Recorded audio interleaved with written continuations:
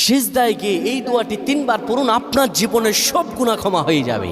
সিজদায় গিয়ে এই দোয়াটি যদি 3 বার পড়তে পারেন, আপনার জীবনে যত বড় গুনাহ আছে আল্লাহ রাব্বুল আলামিন মাফ করে দিবেন। এটি সহিহ বুখারীর 4000 অধ্যায়ের হাদিস, এটি স্পষ্ট হাদিস। আপনি আমলটি করুন। রাসূলুল্লাহ সাল্লাল্লাহু আলাইহি ওয়াসাল্লাম সিজদায় গিয়ে এক্সট্রা কিছু দোয়া পড়তেন। যখন আপনি সিজদায় যাবেন, পৃথিবীর বুকে সবচাইতে আল্লাহর প্রিয় হবার জায়গা, আল্লাহ তাআলার কাছাকাছি যাওয়ার জায়গা হলো সিজদা। যখন বান্দা সিজদা দেয়, আমার আল্লাহর কাছাকাছি বান্দা চলে যায়।